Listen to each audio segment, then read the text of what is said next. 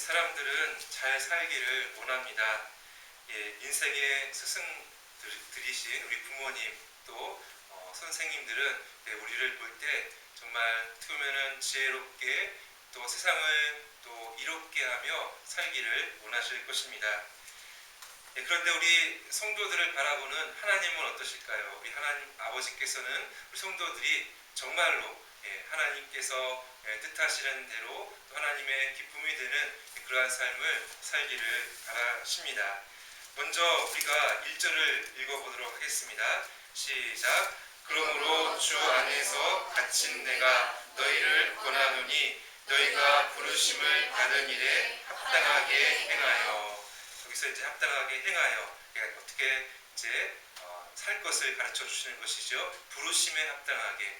그러니까 우리를 부르시고 또 이렇게 교회에 속하여 살게 하실 때에 합당하게 살기를 원하시는 것인데요. 이제 우리가 에베소서 1장부터 3장 전체는 다 우리가 살펴보지 않았지만 1장부터 3장까지는 삼위 하나님의 놀라운 구원의 역사와 또 그 놀라운 계획, 또 이 만물을 그리스도 안에서 통일하게 하시는 그 계획과 그 모든 것을 우리에게 알려주셨죠. 이것은 우리가 이제 믿음으로 받아야 하는 어떻게 보면 이제 교리적인 부분입니다. 그래서 이제 이것은 하나님께서 행하시고 하나님께서 계획하신 일이기 때문에 우리가 어떻게 이제 행해야 되는 부분이 아니죠. 이것은 믿어야 하는 부분입니다.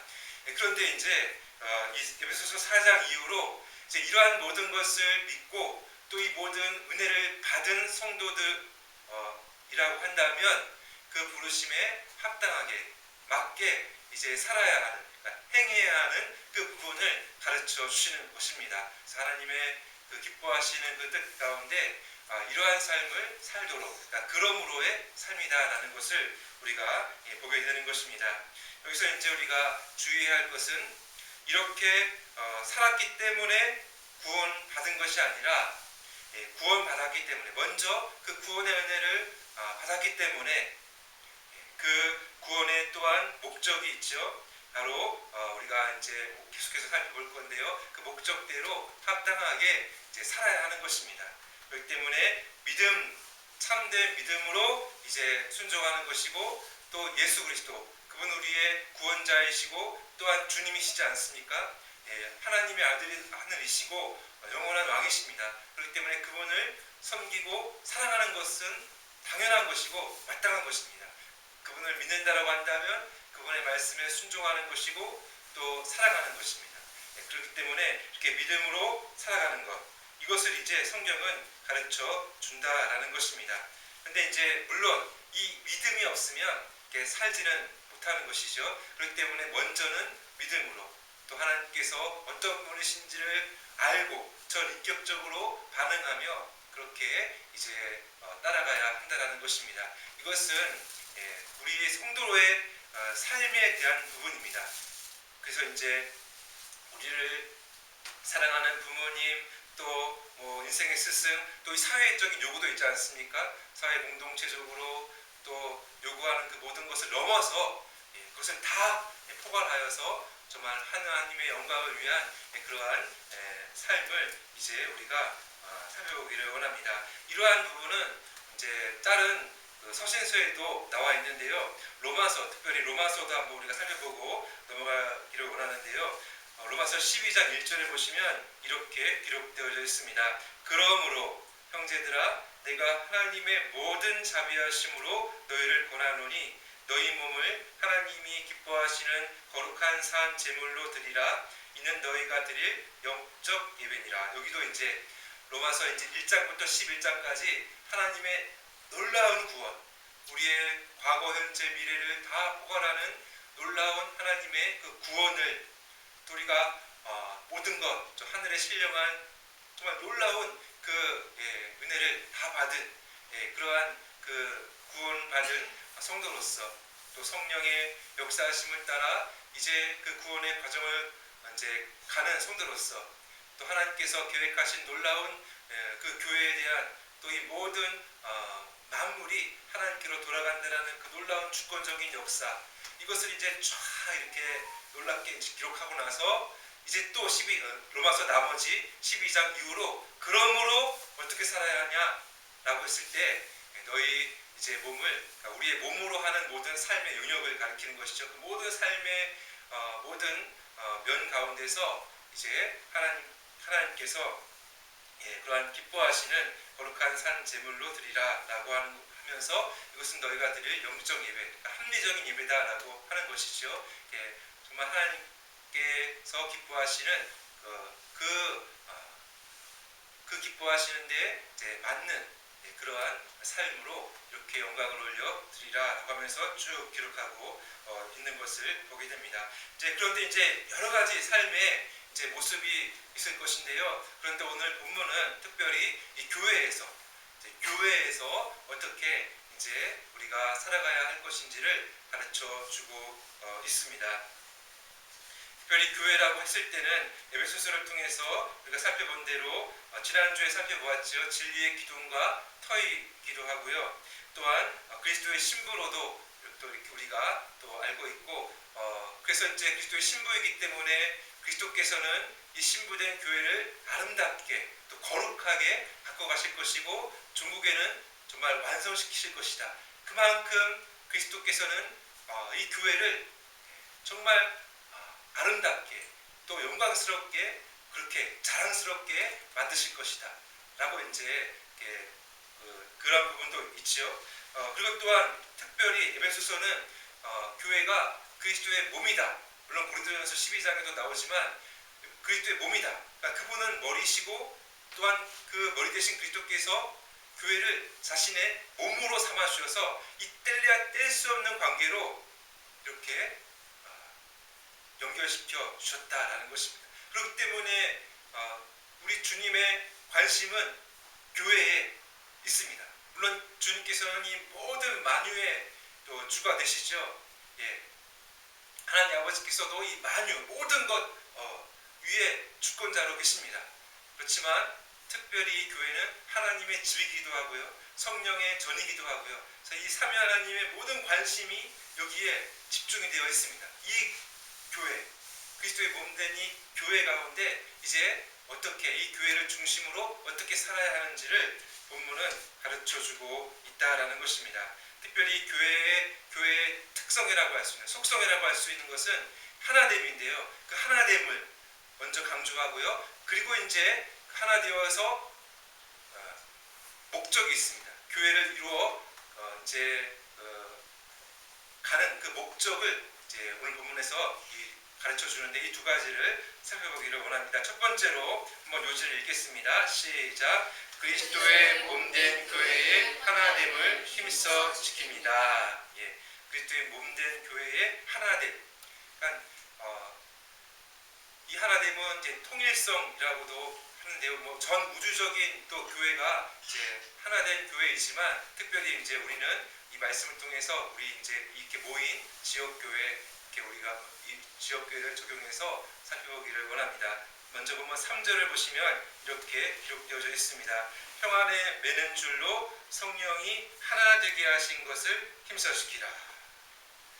힘써. 그러니까 정말 이것을 힘써 지키다고 했을 때는 힘쓰다라는 것은 정말 우리가 그냥 열정을 다 쏟아서 우선순위로 해서 이렇게 이제 하나라는 것인데요. 특별히 성령이 하나 되게 하신 것이다라는 것은 성령께서 이루신 것, 성령께서 실현하신 것이다라는 의미가 있는데요. 성령께서 어떻게 또 무엇을 실현하셨습니까? 먼저 우리 개인적으로 보면은 우리를 성령께서 거듭나게 하셔서요. 우리 죽은 심령, 하나님께 대하여 전혀 감각이 없고 오히려 반목하여 또 적대감을 가진 하나님과의 관계가 원수된 그 관계였는데 성령께서 정말 그 죽은 심령을 다시 살게 하신 것이죠. 거듭나게 하셔서 우리의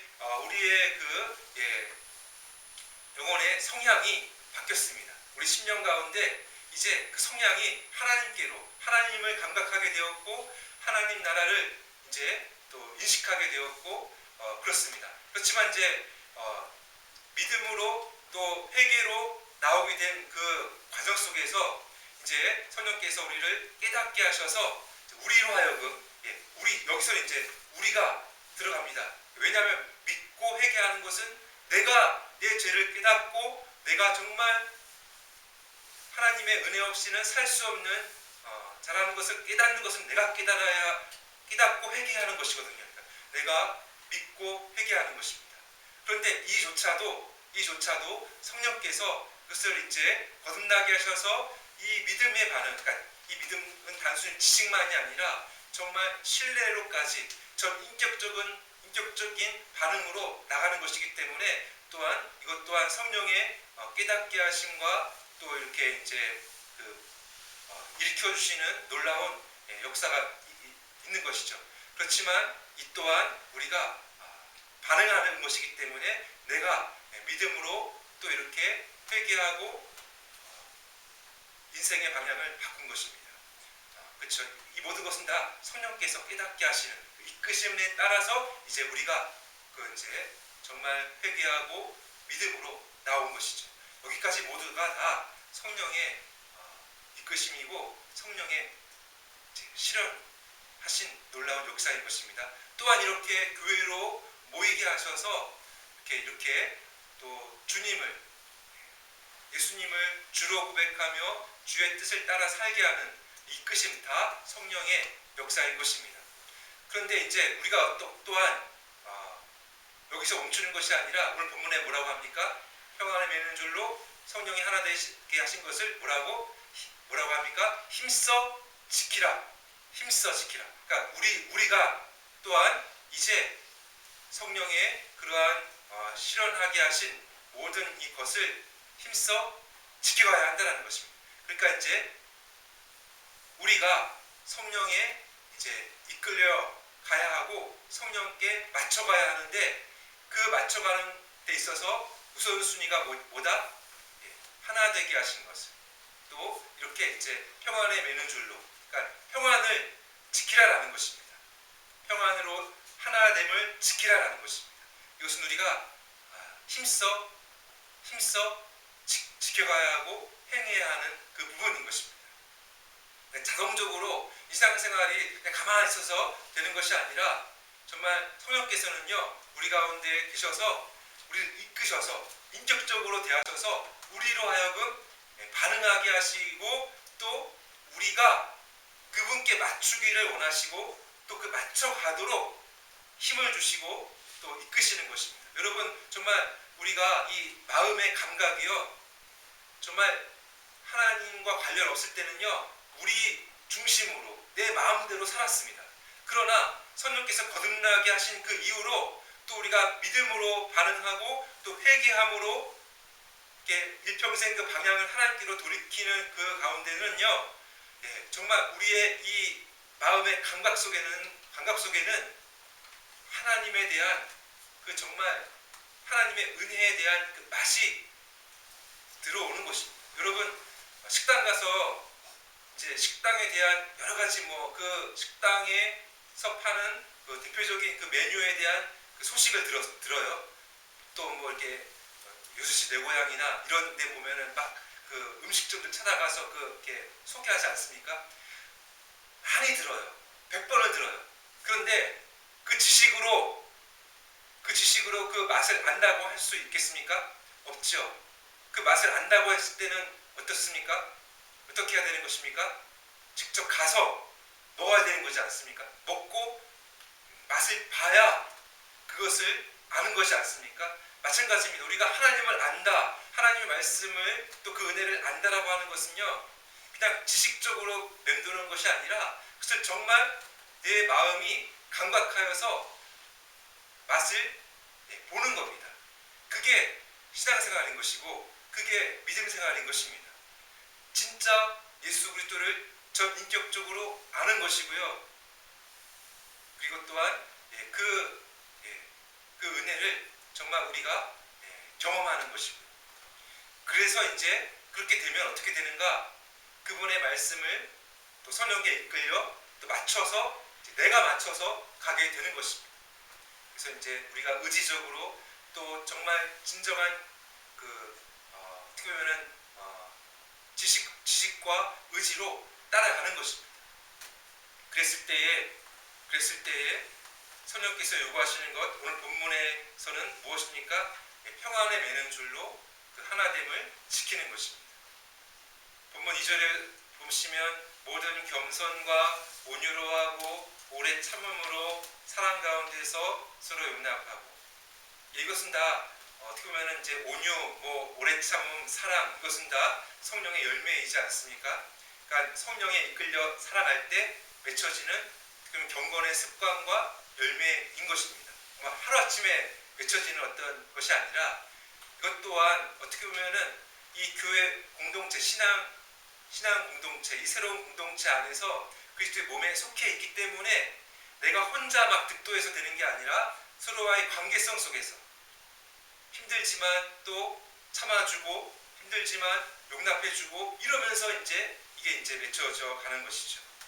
그러니까 우리가 신앙생활은 우리가 이제 딱 떨어져서 혼자 되는 게 아니라 정말 우리의 심령이 새로운 감각으로 그 은혜의 맛을 알고, 또 전체적인 하나님의 놀라운 구원 계획과 또 역사의 흐름을 또 우리가 본다라고 한다면, 특별히 교회 중심으로 이제 여기서 이 하나됨을 지키는데 우리가 먼저 이것을 이제 알고 살아가게 되는 것입니다. 그럴 때 우리는 하나됨을 지키기 위해서, 평안을 지키기 위해서 또 성령께서 이끄시는 그 방향으로 나갈 때에 서로 용납해주고, 내 힘으로 안 되는 거죠. 내 수준으로는 힘들지만 여기서 이제 서로 이제 겸손과 온유로 또 오래 참음으로 사랑 가운데서 그렇게 이제 용납해주며 나가는 것입니다. 이렇게 해야 되는 섬기고 또 이 평안을 지켜가야 하는 이유가 계속해서 본문 4절로 6절에 나오죠. 다 같이 한번 읽어보겠습니다. 시작. 몸이 하나요 성령도 한 분이시니 이와 같이 너희가 부르심의 한 소망 안에서 부르심을 받았느니라. 주도 한 분이시요 믿음도 하나요 세례도 하나요 하나님도 한 분이시니 곧 만유의 아버지시라. 만유 위에 계시고 만유를 통일하시고 만유 가운데 계시도다. 여기서 이제 우리의 하나됨의 이유가 또 성도의 공통점이 나오고 있습니다. 7가지가 나오는데요. 여러분, 세상 속에서 살아갈 때에 우리가 한 가지라도 공통점이 있으면 되게 이렇게 친하게 지내고 관계를 맺지 않습니까? 일단 가족은 혈연입니다. 그죠? 이것은 이제 가장 중요한 공동체이지요. 또 뭐가 있습니까? 사회적으로 지연이 있고 또 학연이 있죠. 그죠? 학연이 있고 또 뭐가 있죠? 이제 그 회사 생활하면은 거기에 따르는 이제 그 이해타산과 또 이윤 추구에 이제 거기에 맞는 그러한 하나됨으로 이렇게 또 관계를 맺습니다. 그런데요, 그 모든 관계는 다 영속적이진 않습니다. 영속적이진 않아요. 그런데 여기서 말하는 이 교회의 하나됨은 영속적입니다. 왜냐하면 그 공통점이 영원한 것이고, 특별히 모든 공통점 가운데 단 하나라고 한다면은 그리스도 안에 있다라는 이 공통점, 교회가 이 그리스도 안에, 특별히 우리가 예수서를 통해 보듯이 그리스도의 몸된 교회, 그리스도가 머리로서 있는 이 교회, 그러니까 이 몸 안에 있다라는 그 자체 하나만으로도 이것은 우리가 서로 용납하고 섬겨야 할 충분한 이유가 됩니다. 왜냐하면 그리스도가 사랑하시기 때문이죠. 그리스도가 교회를 사랑하셔서 자신을 내어주셨죠. 자신을 희생하셨습니다. 그렇게까지 사랑합니다. 그러면 그 사랑의 대상인 교회를 우리도 사랑하고 헌신하는 것이 마땅하다라는 것입니다. 여러분, 어떤 목사님이 설교를 하시면서 자기는 개를 싫어하는데 자기 부인이, 그러니까 그 사모님이 개를 좋아해서 개를 키운다라고 이렇게 말씀하시더라고요. 그러니까 누가 사랑하기 때문에 그걸 싫은데도 키우는 거죠. 사랑하는 사람이.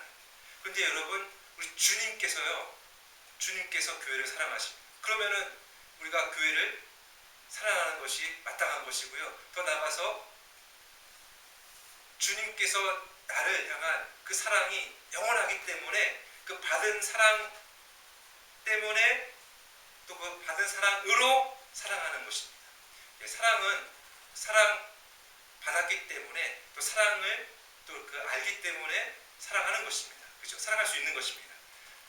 그렇기 때문에 이 모든 이유가 있지만 단 한 가지 이유라고 한다면 그리스도가 사랑하시고 또 그리스도가 나를 대속하여 주신 그 사랑이 영원한 것이기 때문에 우리 또한 그리스도의 몸이 이 교회를 사랑해야 한다라는 것이죠. 그래서 고린도전서 12장 25절 27절에 보시면 또 그 사랑하는 것이 얼마나 유익한 것인지를 가르쳐 주고 있습니다. 다 같이 한번 읽어보겠습니다. 시작. 몸 가운데서 분쟁이 없고 오직 여러 지체가 서로 같이 돌보게 하셨느니라. 만일 한 지체가 고통을 받으면 모든 지체가 함께 고통을 받고 한 지체가 영광을 얻으면 모든 지체가 함께 즐거워하느니라. 너희는 그리스도의 몸이요 지체의 각 부분이라. 그래서 그리스도의 몸, 교회라고 했을 때는 눈에 보이는 건물 이런 것이 아니라 가장 1차적으로는 우리입니다. 우리가 교회고, 여기 이제 앞서도 말했지 않습니까? 한 몸으로 그러니까 세례 함께 그리스도의 그러니까 삼위 하나님의 이름으로 세례받은 하나님의 가족, 그죠? 우리가 지난주에도 살펴보았지만 하나님의 권속, 한 그 가정에 속한 모든 식구죠. 그리고 또한 여러 가지 모든 표현이 있지만 이렇게 우리가 서로 이렇게 지체로서 연결되어져 있다는 것입니다. 누구는 손의 역할을 하고, 누구는 발의 역할을 하고, 누구는 이렇게 보이지 않는 곳에서의 그러한 역할을 하고, 그렇지만 다 중요하다는 것입니다. 여기 다 연결되어 있어서 함께 영향을 받습니다.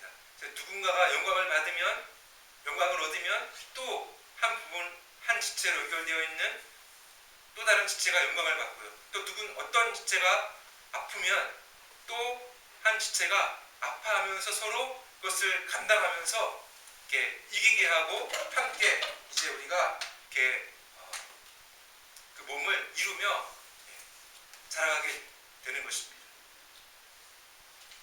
그래서 이제 이 부분에서 우리가 이제 이렇게 이제 한 몸을 이루어 서로 유익하게 될 때에 특별히 이제 어떻게 보면은 서로 이렇게 그 관계를 맺으면서 대할 때에 어떻게 보면 최소한의 어떤 이 정도는 우리가 하면 된다라는 그 최소한의 부분을 제가 한번 생각을 했는데요. 그러니까 서로 잘 되는 것이 배가 안 아프면 된다. 최소한입니다. 세상은요, 배 아파서 막 난리죠. 그죠? 막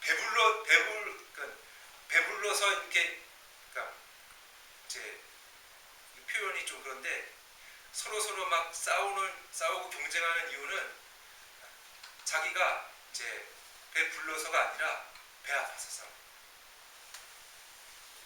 막 서로 싸우는 이유가 배 아파서 시기하고 질투하기 때문에.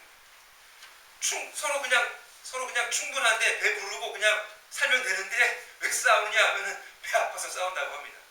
근데 여러분, 우리는 오히려 성도들이 서로 잘 되는 것이 배 안 아플 정도가 되면, 그건 최소한의 정도, 이 정도 되면 되는 것이고, 또한 서로 적극적으로 사랑해야 하지만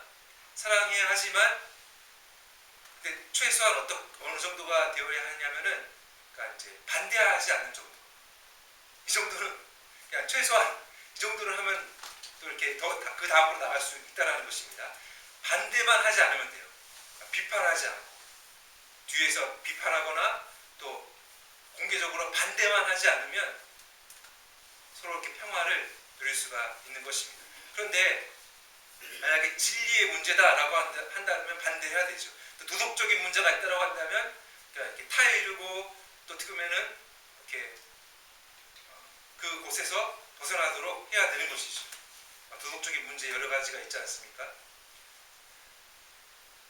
그런데 그런 문제가 아니다라고 한다면 서로요 반대하지 않고 또 비판하지 않고 또 배 아프지 않고 이 이 정도만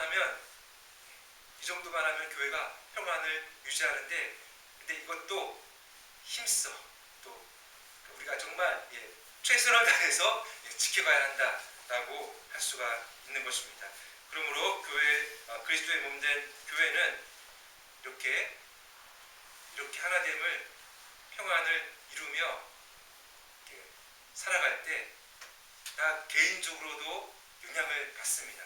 이게 몸이기 때문에, 유기체적으로 연결되어 있기 때문에요. 전체가 잘 되면 나 개인적으로도 어떤 경우든지 잘 되는 것입니다. 때문에 이렇게 잘 살아가시는 저와 여러분 되시기를 바랍니다. 물론 교회 중심으로 이제 오늘 본문을 통해서 이렇게 제안을 두지만, 이 교회 중심으로 살아간다는 것은요, 신앙생활 전체로, 또 삶 전체로 연결되어서 퍼져나갑니다. 그 부분은 이제 더 나중에 살펴보겠지만, 두 번째로 이어서 살펴볼 것은 한번 요지를 읽겠습니다. 시작. 교회에 선물로 주신 사역자와 함께 자라갑니다. 이 부분은 이제 목적, 사역자가 필요한 또 목적이 나오는데요. 본문 7절을 보시면 우리 각 사람에게 그리스도의 선물의 분량대로 은혜를 주셨다라고 합니다. 그리스도께서 주신 선물이 있다라는 것입니다. 또 각 선물이 있는데 이건 선물의 분량이 있다라는 거예요. 누구에게는 이제 달란트 비교해서 같이 5달란트, 2달란트, 1달란트 이렇게 분량이 있다라는 것이죠. 그런데 이제 그리스도께서 주신 가장 큰 교회에 주신 가장 큰 또 공통적으로 주신 가장 큰 것은 성령 강림입니다. 그러니까 오순절 성령 강림으로 이 교회 가운데 그리스도께서 승리하신 그리스도께서, 이 본문 8절, 10절까지는 그 부분이 나옵니다. 죄와 사망의 권세를 이기시고 사탄의 권세를 결정적으로 꺾으시고 부활 승천하셔서 승리하신 그리스도께서 하늘 보좌에서 이제 우리에게 주시는 그 가장 공통적이고 가장 큰 선물은 성령 강림이죠. 사도행전에 나오는 성령의 역사, 그리고 그 성령께서는 또 성도들에게 각자에게 맞도록 은사를 주십니다. 교회의 유익을 위하여 누구는 어떤 은사, 특별히 말씀의 은사, 또 섬김의 은사, 봉사의 은사, 여러 가지로 그 은사를 주십니다. 그러니까 잘하는 것 주신다는 것입니다. 안 되는 것이 아니라 잘 하는 것. 그러니까 조금만 하면 다른 사람보다 잘할 수 있는 것. 그렇죠? 그런 걸 다 각자에게 주신 것입니다. 각자 똑같이 주신 것이 아니라 각자에게 맞게, 또 분량에 맞게 주신 것입니다. 그런데 또 오늘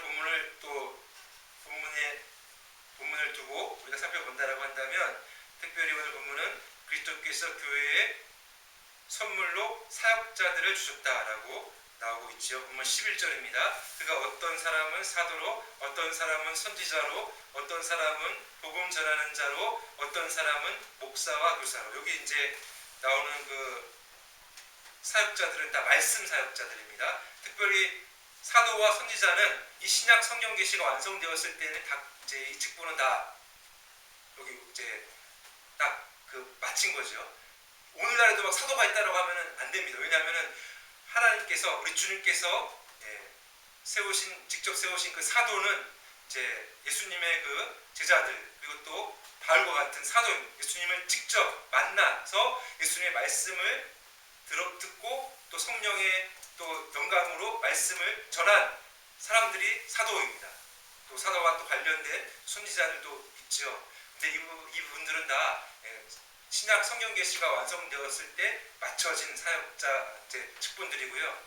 복음 전하는 자는 이제 사도행전 8장에 나오는 빌립, 전도자 빌립으로 이렇게 사도행전에 소개되는 그 부분이 있는데요. 그분은 이제 만방에 이렇게 지역에 성령의 이끌림대로 가서 복음을 전하는 그 부분. 그 부분은 이제 오늘날로는 이제 선교사님들 이제 지역을 넘어서 타 문화권에 가서 복음을 전하는 분들과 똑같지는 않겠지만 연결이 됩니다. 그런데 이제 오늘날로 계속되는 그 직분은 이제 지역 교회에 속하는 목사와 교사. 교사는 이제 어떻게 보면 조금 이제 그 교수 사역, 신학교에서의 교수 사역에 좀 중점을 두고요. 물론 이게 교차가 되고 목사님이 교수도 되고 교사가 되고 교사가 또 목사님도 되는 그러한 부분이 있지요. 그러나 조금 더 중점을 둔다라고 한다면 목사는 말씀을 가르치면서 목양을 합니다. 그러니까 성도들을 신앙적으로 이렇게 이끄는 그 부분이 또 중점이 있죠. 또는 이 목사와 교사는 교회에 주신 그리스도의 선물이다라고 삼으셨다라는 부분이 이게 주셨다라는 부분이고 주셨다라는 부분이 이제 그 선물로 수여한 그러한 부분입니다. 그래서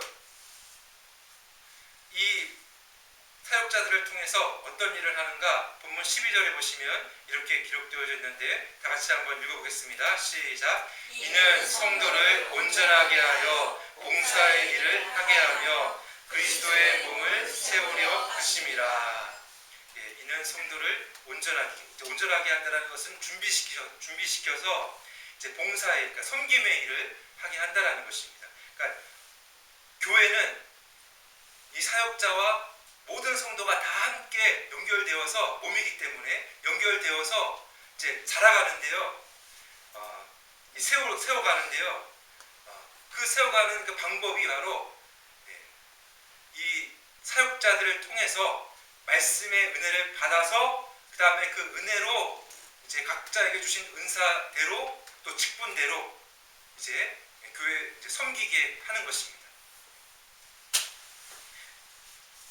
그러니까 이것은 우리 모두가 다, 저도 그렇고 여러분도 그렇고 마치 그냥 교회 생활은 뭐 극장에 가서 뭐 영화를 한 편 보고 이렇게 보고 다니는 그런 게 아니라 마치 그 스포츠 있지 않습니까? 야구나 뭐 축구, 거기에서 다 참여하는 그 부분이 있다라는 것입니다. 그러니까 사역자들은 이제 감독의 역할을 하는 것이고 우리 성도들은 다 선수로서 직접 뛰는 겁니다. 같이. 감독도 거기서 같이 막 하고 막 그죠? 전략을 짜고 막 훈련을 시키고 그러면서 막 배치를 하고 그리고 성도들은 선수가 되어서 직접 참여하여서 그 모든 각자에게 맡아진 위치와 또 직분 똑같지는 않습니다. 다 이제 다양성 속에 일치를 이루어서 그리스도 안에서 하나를 이루어서 한 팀이 되는 거죠. 한 팀을 이루어서 딱 움직이는 것입니다. 그렇죠? 그렇게 해서 이제 뛰는 거죠. 역동성이 있는 것입니다. 또 중요한 건 뭐냐면은 이렇게 해서 무엇을 목적으로 하는가 본문 이후 15절에 보시면 이렇게 기록되어져 있습니다. 다 같이 읽도록 하겠습니다. 시작. 오직 사랑 안에서 참된 것을 하여 범사에 그에게까지 자랄지라. 그는 어린이 곧 그리스도라.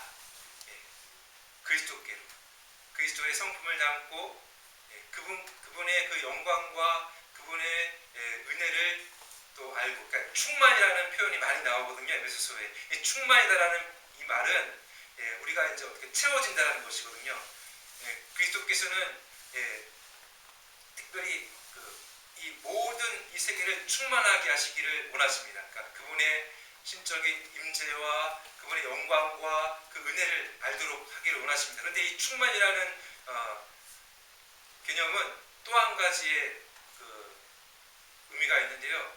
그것은 이제 어떤 목적과 어떤 그 수준에 이르기까지 채워지는 것, 이루어가는 것을 말합니다. 그러니까 어떤 수준이라고 했을 때는 그 성경의 에베소서에서는 그리스도의 장성한 분량에 이르기까지, 또 하나님의 놀라운 계획이 있습니다. 이 교회를 통해서 이 온 만유를, 이 모든 것을 또 충만하게 하십니다. 그러니까 이 말은 무슨 말이냐면은 그리스도를 통하여 이 모든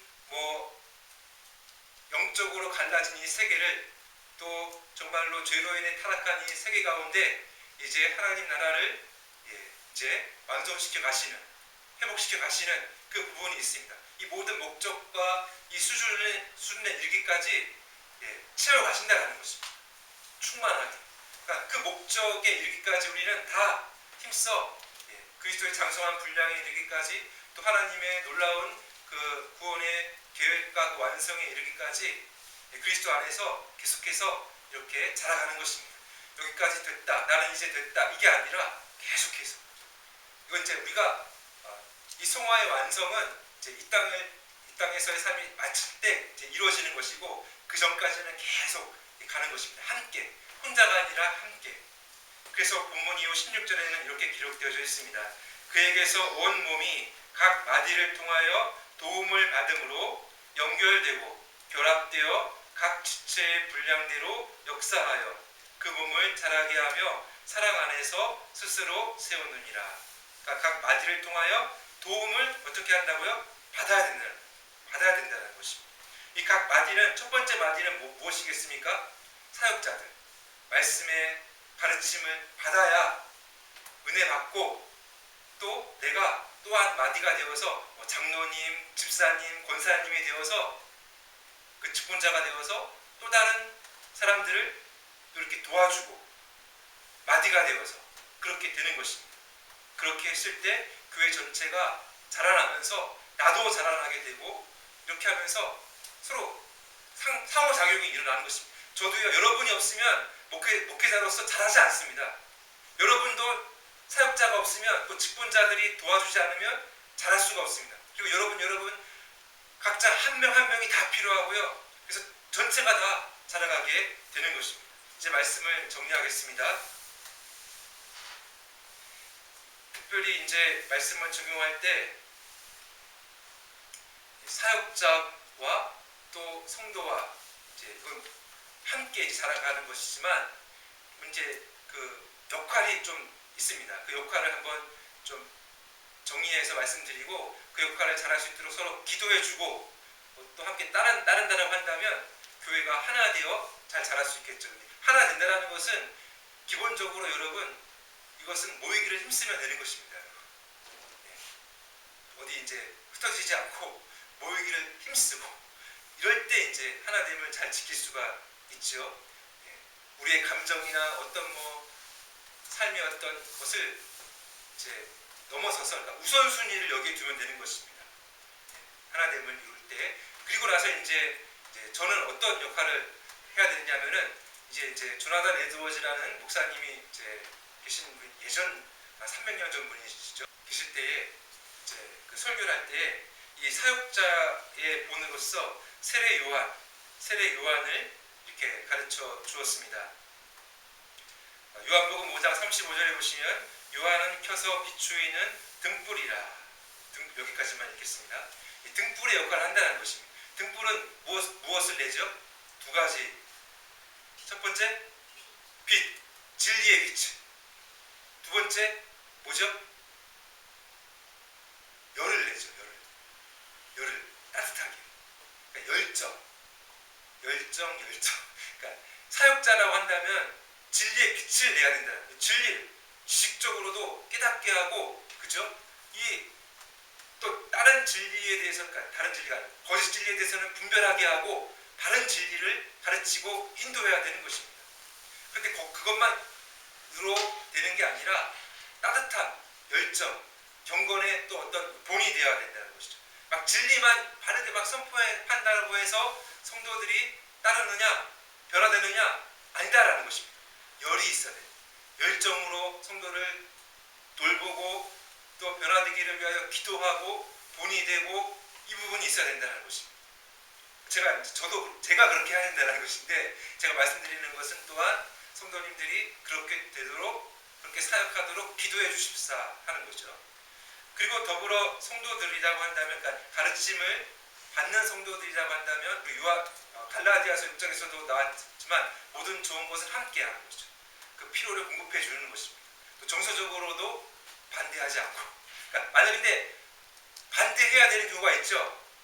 거짓 진리나 또는 도덕적으로 잘못했을 때는 반대해야 되죠. 그건 반대해야 되지만, 그거 외에는 공개적으로 반대하지 않고 정서적으로 안정되어서 사역하도록 그렇게 이제 함께하는 부분. 그리고 우리가 모두가 다 적용할 수 있는 것은 마디마디로서 역할을 해야 된다. 이 마디마디로서의 역할은 무엇이냐면은 다리로서의 역할입니다. 예수원 이야기, 이제 성공회 신부의 어떤 대천덕 신부님의 사모님이죠. 현재인 사모님이 쓰신 예수원 이야기라는 그 책에 보면은 이 다리의 역할이 어떤 것인지를 가르쳐 줍니다. 두 가지인데요. 다리는 어떤 역할을 합니까? 뭐죠? 밟히는 역할이죠. 그러니까 인내해야 되는 역할입니다. 밟히는 역할. 근데 두 번째 무엇이다? 이어주는 역할, 다리가 없으면 이어줄 수가 없습니다. 그렇기 때문에 인내하며 이어주는 역할을 우리 모두가 다 마디마디로서 할 때에 그리스도의 몸은 내적으로 성장하는 것입니다. 이게 본질인 것입니다. 교회의 성장의 핵심인 것입니다. 물론 외부적으로 많은 사람들이 들어오고 그렇죠. 근데 그거보다 먼저 이게 이루어져야 이게 진정한 성장이고 또한 성숙인 것이다라는 것을 꼭 기억하시며 우리 모두가 다 필요한 것입니다. 그러므로 이러한 삶을 조급하지 않고 차근차근 힘써 우선순위를 두고 하나님을 지키며 서로의 역할을 감당하며 정말 행복한 교회를 이뤄나가시는 저와 여러분 되시기를 바랍니다. 기도하시겠습니다.